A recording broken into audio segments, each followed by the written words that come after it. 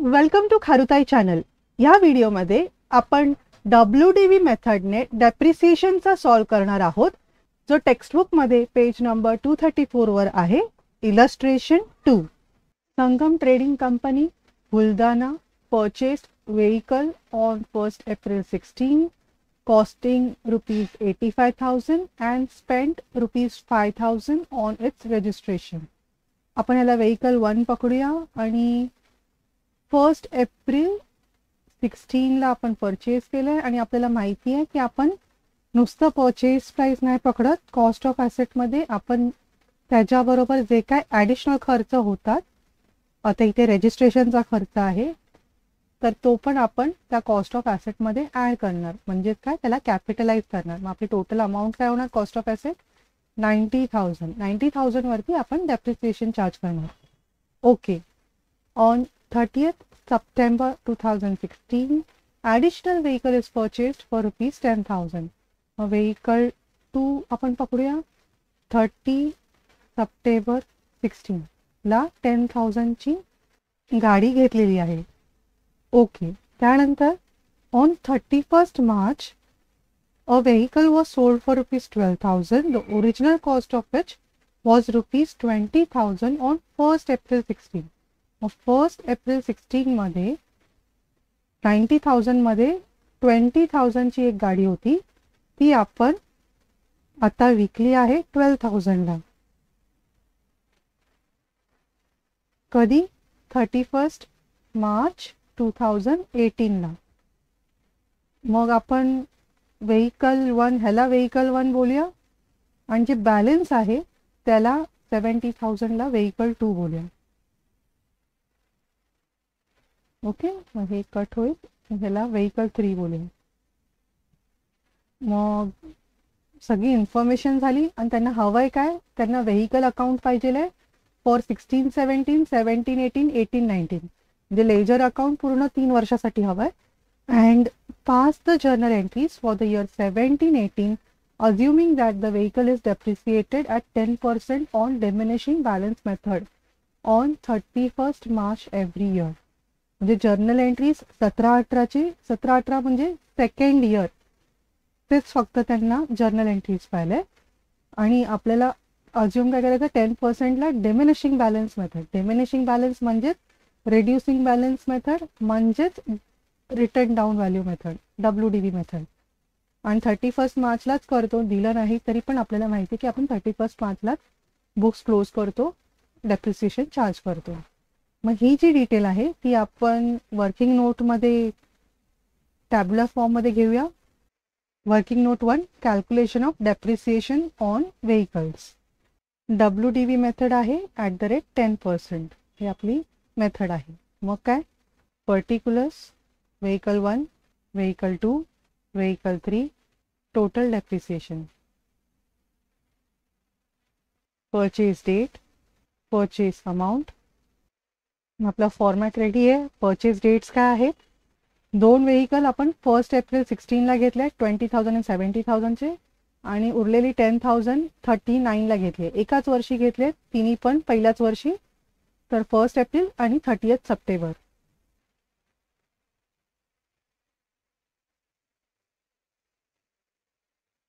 Purchase amount काय 20,000 आणि 90,000 मध्ये 20,000 केले तर इथे राहिले 70,000, आणि तिसरी मशिनरी होती 10,000 ची.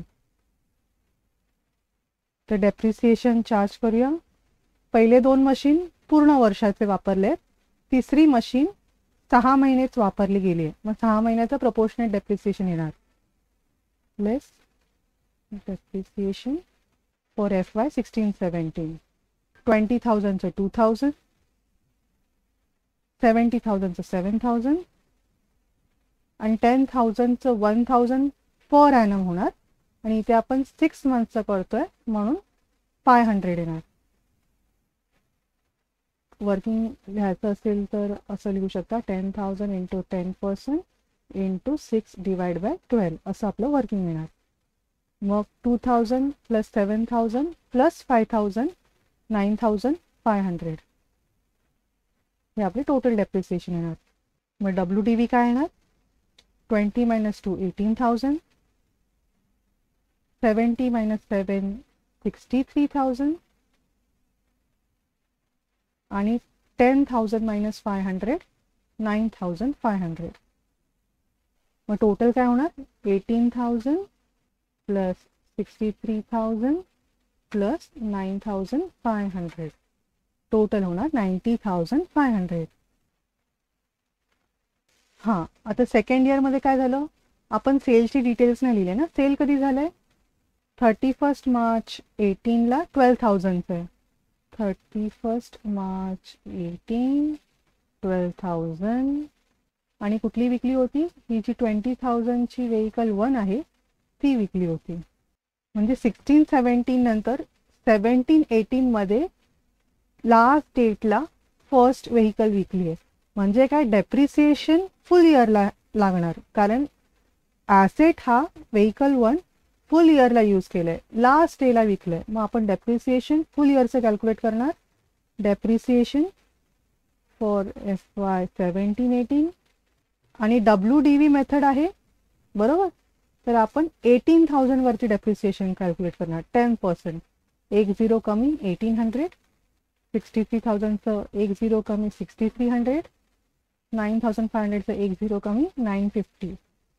डेप्रिसिएशनची टोटल काय येणार 1800 प्लस 6300 प्लस 950. किंवा तुम्ही असं बघू शकता 9,050 आलं ना, सगळ्यावरती फुल इयर कॅल्क्युलेट केलं म्हणून 1 0 कमी 9,050. मग WDV काय येणार 18,000 मायनस 1800 16,200 16,200 63,000 minus 6,300 56,700 9,500 minus 950 8,550.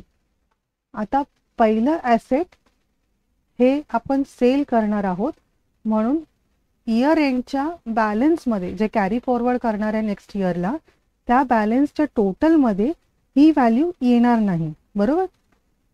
फक्त 56,700 आणि 8,550 ची बॅलन्स नेक्स्ट इयरला कॅरी फॉरवर्ड होणार. मग आपण फक्त 56,700 प्लस 8,550 करूया. 8,550 प्लस 56,700 म्हणजे 65,250 ही कॅरी फॉरवर्ड होणार टोटल. ओके, मग असा संपला हा आपला सेकंड इयर. मग थर्ड इयरला काय करणार आपण, डेप्रिसिएशन फॉर FY 18-19. थर्ड इयरमध्ये दुसरं काही ट्रान्झॅक्शन नाही आहे, पण आपले फक्त 2च ॲसेट आहे. मग त्याच्यावरती आपण डेप्रिसिएशन कॅल्क्युलेट करणार. 1 0 कमी 10% आहे म्हणून 5670 855. टोटल काय होणार 5670 प्लस 855 6525 6525. आणि थर्ड इयरच्या एंडला WDV काय असणार, इथे काही नसणार, हे ॲसेट विकलंय आपण. 56,700 मायनस 5670 51,030 8550 मायनस 855 7695. ह्या दोघांची टोटल 7695 प्लस 51030 58,725.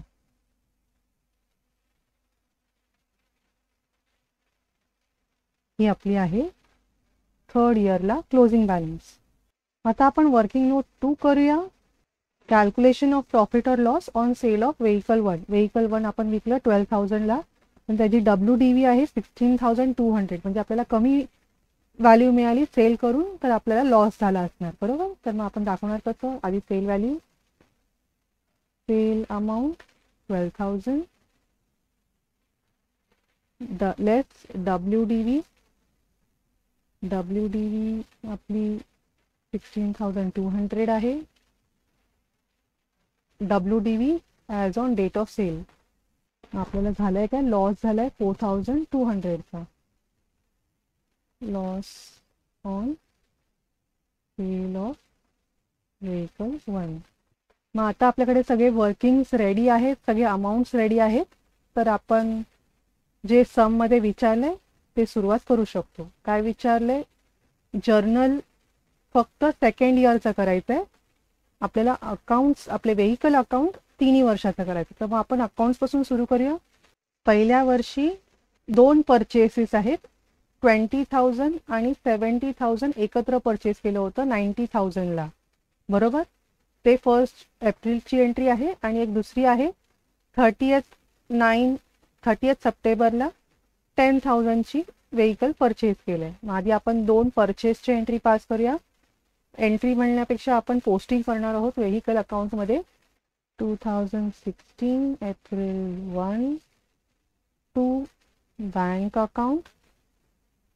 पहिलं 90,000चे होते आणि दुसरी आपण घेतली आहे 30 सप्टेंबरला टू बँक अकाउंट 10,000, बरोबर. 20,000 आणि 70चं 90,000 आणि 10,000चं असे 2 परचेसेस झाले. मग आता वर्षभर दुसरं काय ट्रान्झॅक्शन नाही. इयर एंडला आपल्याला 9,500चे जे टोटल डेप्रिसिएशन आहे त्याची एंट्री पास करायची. एंट्री म्हणजे जर्नल एंट्री तर विचारली नाही, मग आपण डायरेक्ट बुक्समध्ये जाणार. 2017 March 31 bye depreciation account. Amount आहे 9,500. मग ह्याच्यानंतर आपण डेप्रिसिएशनची PNLला ट्रान्सफर करण्याची एंट्री पास करतो, पण त्याचा इफेक्ट व्हेइकल अकाउंटमध्ये येत नाही. मग आपण बुक्स क्लोज करू शकतो. 1 लाख मायनस 9,500 90,500. मग 31ला बाय बॅलन्स क्लोज डाऊन. आणि next day 2017 April 1 to balance brought down 90,500. मग आपली 9,500ची एंट्री झाली. 90,500 बरोबर आलंय. मग सेकंड इयरमध्ये आपलं एक ट्रान्झॅक्शन येतंय. आपण हे ॲसेट सेल केलंय, बरोबर. तर सेलची एंट्री येणार, पण डेप्रिसिएशनची एंट्री आता इयर एंडलाच पास करतोय म्हणून एकत्र पास केली तरी हरकत नाही. किंवा जसं आपण आत्तापर्यंत पास केलंय की जो ॲसेट सेल केलाय त्याची सेपरेट एंट्री पास करू शकतो आणि मग हे 2 मिळून एकत्र पास करू शकतो. पण सेम डेट असल्यामुळे तुम्ही डायरेक्ट तिघांची मिळून एक एंट्री पण पास करू शकता. तर आपण तिघांची मिळून एक एंट्री पास करूया. 2018 मार्च 31 बाय डेप्रिसिएशन अकाउंट 9050. म्हणजे 9050ची एंट्री झाली. आणि आता आपल्याला 16,200चा ॲसेट पण त्याच दिवशी बिझनेसमधून बाहेर गेलेला आहे. मग आपल्याला त्याचं जे काय लॉस पण झालेलं आहे ते पण बुक करायचं आहे. मग ॲसेट बाहेर जाते तर व्हेइकल अकाउंटला आपण क्रेडिट करणार आणि पैसे येत असणार तर बँक अकाउंटला डेबिट करणार. आणि लॉस पण झाला आहे म्हणून लॉसला पण डेबिट करणार. मग आपली अशी एंट्री रेडी होते. मग व्हेइकल अकाउंटला क्रेडिट साईडला आपण या 2ने डेबिट करून इफेक्ट देणार. 31ला बाय बँक अकाउंट 12,000 हे एवढे पैसे आले म्हणून सेल केल्यानंतर. आणि by loss on sale of asset, loss किती झाला आहे 4,200. अशा पद्धतीने आपलं 16,200चं ॲसेट बाहेर गेला. तर आपण डायरेक्ट व्हेइकल अकाउंटमध्ये एंट्रीज पास केलेत. कुठले? डेप्रिसिएशनचे आणि सेलचं. तर ॲक्च्युली आपण हे जर्नल पण आपल्याला सेकंड इयरचंच मागितलं आहे ना.